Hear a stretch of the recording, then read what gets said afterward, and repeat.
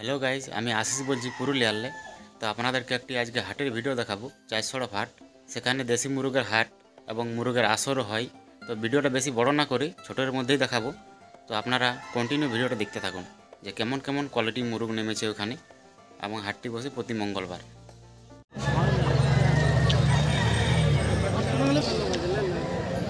2700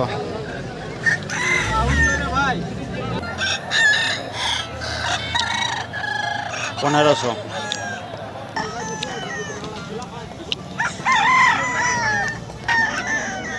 1500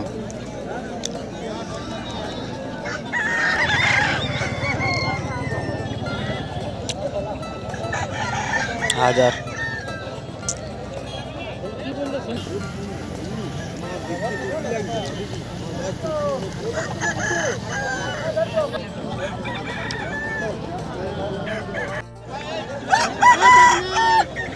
1500